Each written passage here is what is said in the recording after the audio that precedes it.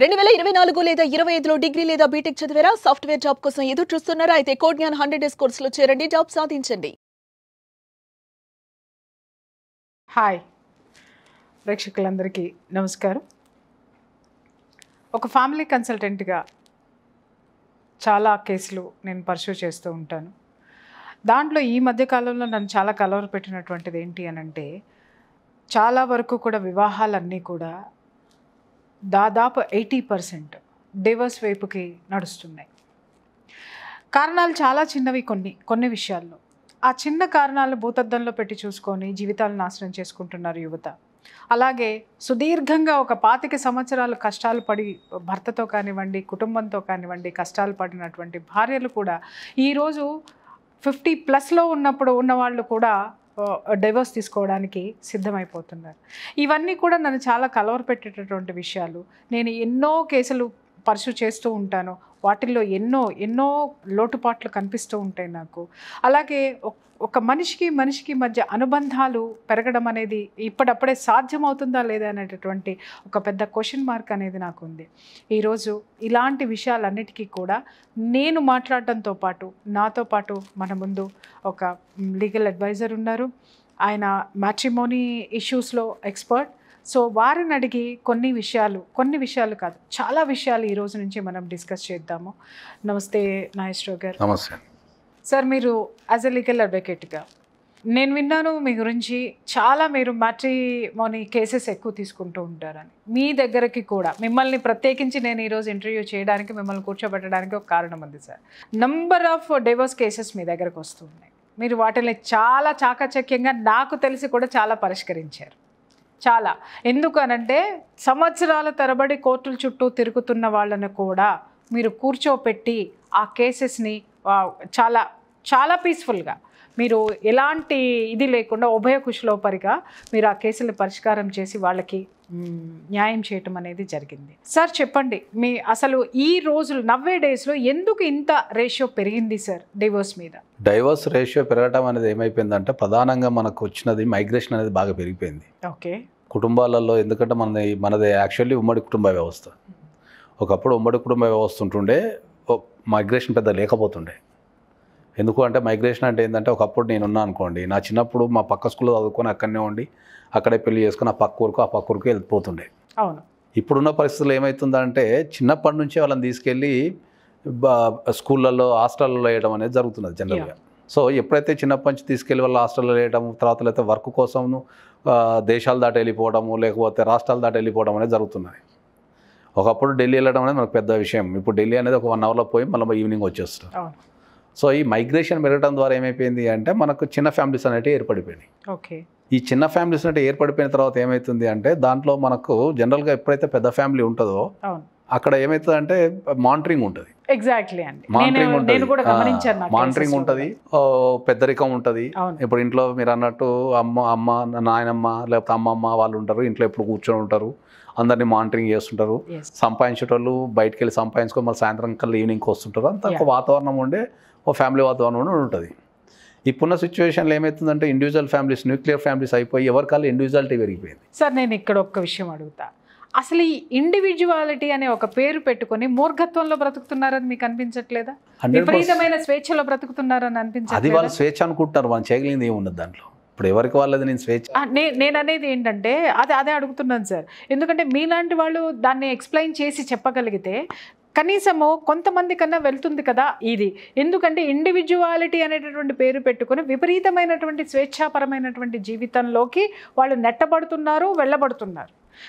ఆ స్వేచ్ఛాయుతమైనటువంటి జీవన విధానానికి ఇండివిజువాలిటీ అని పేరు పెట్టుకుంటున్నారు. అదైతే నేను గమనించాను సార్. అది అందరి జీవితాలలో అది ఉండబట్టే కదా ఇప్పుడు ఇంత సమస్య వచ్చేది. ఇప్పుడు మానిటరింగ్ అనేది లేదు, ఇండివిజువాలిటీ అనేది పెరిగిపోయింది బాగా.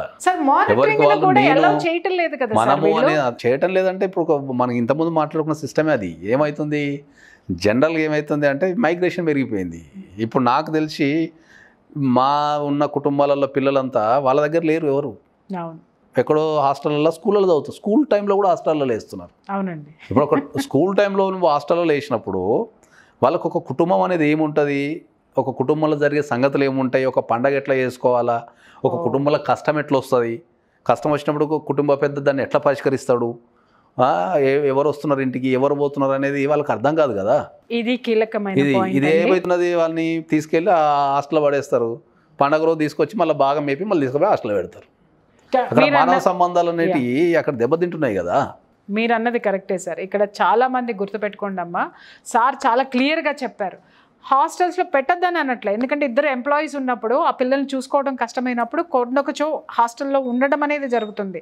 కానీ తర్వాత ఎప్పుడైనా సరే మనం పిల్లల్ని తీసుకొచ్చేటప్పుడు వాడిని కేవలం తిండి కోసం తీసుకున్నట్టు, వాడిని కేవలం ఎంజాయ్మెంట్ కోసం తీసుకొచ్చినట్టు అటు మాత్రమే తీసుకొని వచ్చి ఆ 24 hours 3 days 4 days లేకపోతే 10 days ఉంచి మనము వాళ్ళని కేవలం దాంట్లోనే పెట్టి పంపిస్తున్నాం. సార్ ఒక కీలకమైనటువంటి వర్డ్ చెప్పారు, ఏంటంటే కుటుంబంలో జరిగేటటువంటి పరిస్థితులు వాడికి అర్థం కావడం లేదు, వాడికి ప్రాక్టికల్ నాలెడ్జ్ అనేది అక్కడ ఉండడం లేదు అనేసి.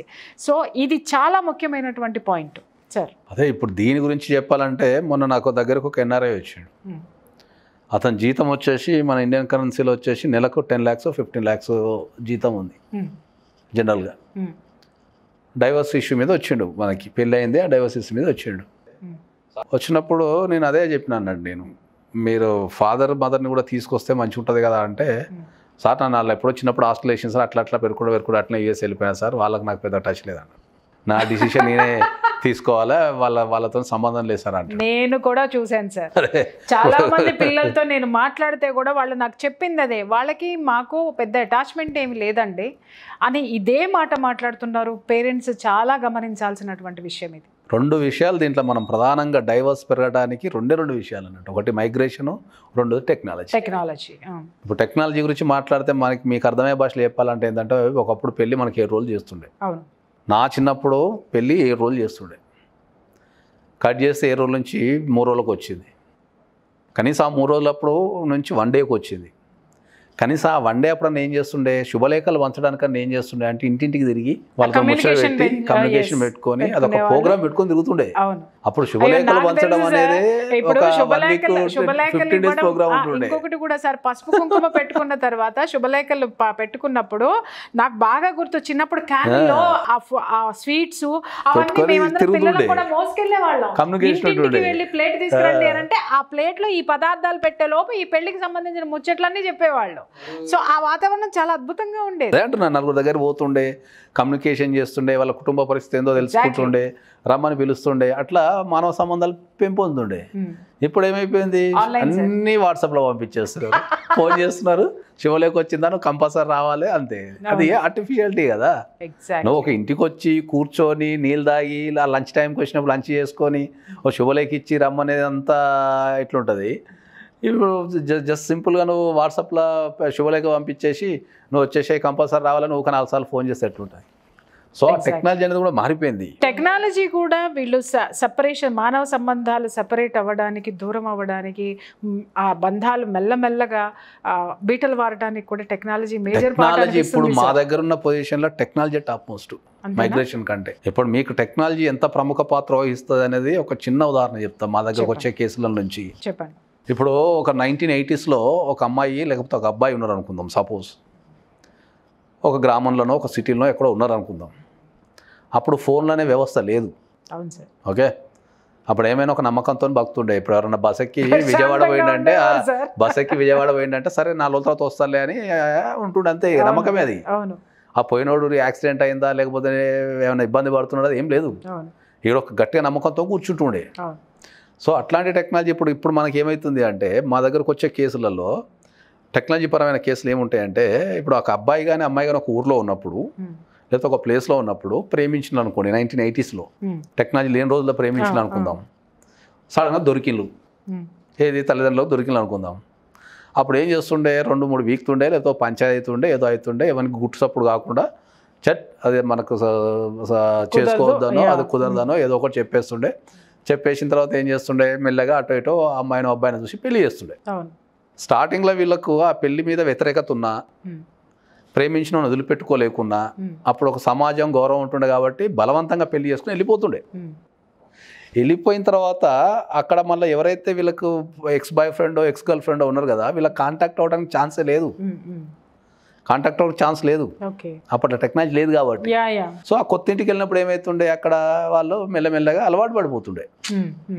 భర్త మీదనో భార్య మీదనో ప్రేమ పెంచుకుంటుండే ఇక ఆప్షన్ ఏం లేదు కదా, అలాగే అది ఎక్కడో ఉన్నది ఈడెక్కడ ఉన్నది అని చెప్పేసి ఓ నెల రోజులకో 2 నెలలకో పెళ్లిలో స్టార్టింగ్లో అయిష్టత ఉన్నా కూడా మెల్లమెల్ల అక్కడున్న కుటుంబ పరిస్థితులకు అక్కడున్న వాతావరణానికి అలవాటు పడిపోయి మెల్లమెల్ల కాపురాలు చేసుకొని పిల్లల్ని కానీ బతికేస్తుండే.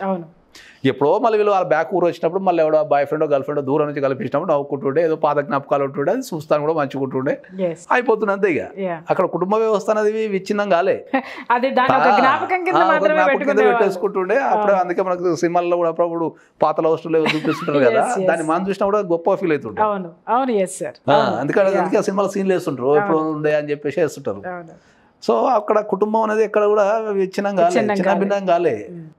ఇప్పుడు సేమ్ సిచ్యువేషను వాళ్ళు కొట్టి తిట్టినా కూడా వాట్సాప్లో తెల్లవారులు ముచ్చబెట్టుకుంటూనే ఉన్నారు. ఎగ్జాక్ట్లీ అండి. కొన్ని సందర్భాలలో మా దగ్గరకు వచ్చే కేసులలో కూడా పెళ్లి తాళి కడుతుంటే కూడా ఇంకా ఇప్పుడే తాళి కట్టుకుంటున్నాం ఆగండి ఇప్పుడే అయిపోయింది అని వాళ్ళు శోభనం సంగతులు కూడా ముచ్చబెట్టుకుంటున్నారు. ఇంకా ఇక వాళ్ళకు ఇప్పుడు కమ్యూనికేషన్ అనేది లేకపోయారికి ఏమవుతుంది, ఇక్కడ పెళ్లి చేసుకున్న వ్యక్తితో బలవంతంగా పెళ్లి చేసేసుకుంటున్నారు, ఆ వ్యక్తితో ఆల్రెడీ టచ్లోనే ఉంటున్నారు.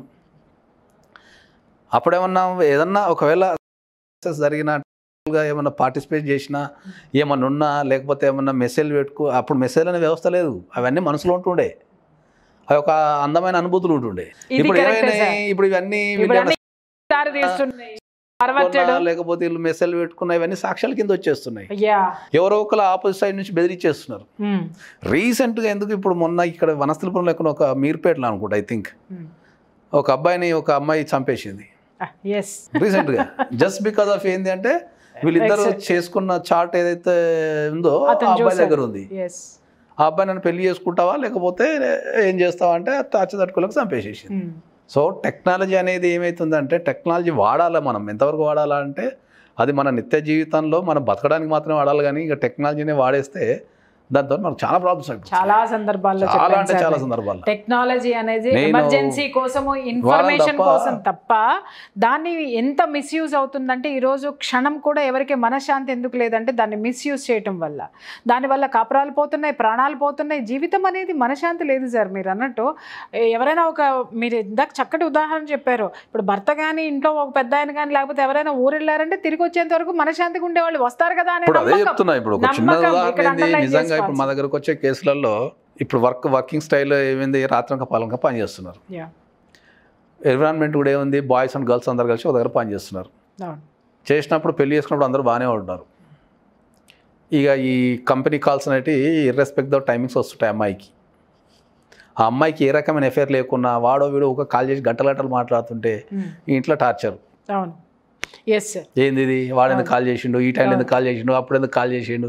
ఇంతకుముందు టెక్నాలజీ వెళ్ళినప్పుడు ఆఫీస్కి పోతుండే వచ్చి ఇట్లా వస్తుంటుండే. ఇప్పుడు ఇంకొకటి కూడా ఏంటంటే వర్క్ ఫ్రమ్ హోమ్లు పెరిగిపోయిన తర్వాత అది ఇంకా ఎక్కువైపోయింది. కాదు మనకు డైవర్స్ అనేది, నేను ప్రొఫెషన్కి వచ్చిన కొత్తలో 500 కేసులు పడితే ఈ సంవత్సరం 500 కేసులు అంటే సంవత్సరానికి 500 కేసులు మొత్తం హైదరాబాద్లో పడితే 500 కేసులు పడ్డాయి అనుకుంటుండే. ఓకే, ఇప్పుడు ఎంత ఉంది సార్? ఇప్పుడు ఒక్క కోట్లనే 3 నుంచి 4 వేలు పడుతున్నాయి. అట్లా 13 కోట్లు ఉన్నాయి. 13 కోట్లలో 13 ఇంటూ 4 3,000 4,000 పడుతున్నాయి. అది ఇంకా చాలా వరకు మనం కౌన్సిలింగ్ చేసి చాలా వరకు కౌన్సిలింగ్ చేసి అవి చిన్న సమస్యలే మారాలని మేము చాలా వరకు కౌన్సిలింగ్ చేసి కోర్టుకు వెళ్లకుండా చాలా వరకు మనం ప్రాబ్లమ్ అక్కడనే సాల్వ్ చేసి పంపించేస్తున్నాం. ఇంకా అదే మనం సోషల్ లైఫ్ లో ఉన్నాము, కొన్ని లక్షల మంది జీవితాలను చూస్తున్నాం రెగ్యులర్ కాబట్టి వాళ్ళని ఇబ్బంది పెట్టకుండా వాటిని తప్పని కేసులు మాత్రమే మనం కోర్టు దాకా తీసుకెళ్లి అవి చేస్తున్నాం తప్ప చాలా వరకు అసలు నిజంగా వచ్చిన ప్రతి కేసు ప్రతి గల్లీకి ఒక ఫ్యామిలీ కోర్టు ఉండాల్సిన పరిస్థితి ఉన్నది. నేను ఈరోజు మీతోటి ఈ ప్రోగ్రామ్ స్టార్ట్ చేయడానికి కూడా కారణం ఏంటంటే ద వే యూ స్పీక్, అంటే మీరు ఆ కేసుల్ని డిస్కస్ చేసేది కానివ్వండి, ఆ కేసులు పరిష్కరించేది కానివ్వండి, నేను చూశాను. నేను మీ యొక్క లీగల్గా మీరు ఎంత అద్భుతంగా వాటిని చేస్తున్నారు ఉన్నారు. నా దగ్గరికి వచ్చే చాలా కేసెస్ కూడా నేను మీ దగ్గరికి బోల్డ్ అనే కేసులు ఎక్కువ శాతం పంపించినటువంటివి కూడా ఉన్నాయి. వాళ్ళు తిరిగి వచ్చి చాలా ప్రశాంతంగా ఉన్నారు సార్. సార్ దగ్గరికి వెళ్ళిన తర్వాత మాకు లీగల్గా మాకు చాలా బాగా ఇదైందండి, ఎలాంటి ఇబ్బందులు లేకుండా మేము బయటపడ్డాం అనేటటువంటి వాళ్ళు ఉన్నారు. సో ఇప్పుడు సార్ కొన్ని కూడా మనం రాను కొన్ని సిచ్యుయేషన్స్ కూడా లీగల్గా మనుషులకి ఎలాంటి ప్రొటెక్షన్ ఉంది, తర్వాత ఈ వివాహ సంబంధాలు కానివ్వండి, అలాగే పేరెంట్స్ విషయంలో కానివ్వండి, ఇలాంటి న్యాయస్థానం మెట్లు ఎక్కకుండా ఎటువంటి వెసులుబాటు వీళ్ళకుంది బ్రతకడానికి, కన్స్ట్రక్టివ్గా అండ్ కాన్ఫిడెంట్గా బ్రతికేటటువంటి ఇష్యూస్ ఏమున్నాయి అనేది డిస్కస్ చేద్దాం సార్. నిజంగా చాలా బాగా మీరు ఎక్స్ప్లెయిన్ చేశారు. నిజంగా 4000 కేసులు సంవత్సరానికి ఒక్కొక్క కోర్టులో 13 కోర్టులో in Telangana sir, only Hyderabad judicial చుట్టుపక్కల జ్యుడిషియరీ, ఇంకా మిగిలిన కోర్టులు గౌరంగలు, చాలా అసలు వాటి పరిస్థితి ఏంటి చాలా ఘోరంగా ఉంది పరిస్థితి. ఈ ఎప్పటికి తేలాలి, ఈ మనుషులు ఎప్పుడు ప్రశాంతంగా బ్రతకాలి, ఎలా ఉండాలి? సమస్య ఏంటంటే మనకి ఇండియాలో ఫ్యామిలీ కోర్టులలో మెయిన్ సమస్య ఏంటంటే ఫ్యామిలీ ఇష్యూస్లో ఎక్కడ లేని ఒక వెరైటీ సిచ్యువేషన్ ఉంటుంది. ఫ్యామిలీ కేసెస్లో సమస్య ఒకటే ఉంటుంది, కలిసి ఉండాలా విడిపోవాలా అనేది సమస్య ఒకటే ఉంటుంది. పార్టీస్ ఇద్దరే ఉంటారు, భార్య భర్త. కానీ వీళ్ళు వేసుకునే కేసులు ఒక 6-7 రకాల చట్టాలు, 6-7 రకాల కోర్టులు ఉంటాయి. Well said sir. Later next episodes లో ఇవన్నీ కూడా నా దగ్గరకు వచ్చే కేసెస్ కూడా మనం డిస్కస్ చేసుకుందాం. కాబట్టి ఏదైనా గొడవ అయింది అనుకోండి, వాళ్ళు తెల్లవారులుగా కోర్టుల చుట్టూ తిరుగుతూనే ఉండాలి. ఎగ్జాక్ట్లీ, అన్ని రకాలుగా. ఫర్దర్ గా వాటిని ఎలా మనం పరిష్కరించుకోవచ్చు, సామరస్యంగా పరిష్కరించుకోవచ్చు అనే వాటి మీద డిస్కస్ చేద్దాం. Thank you so much sir, ప్రోగ్రామ్కి వచ్చినందుకు. Thank you.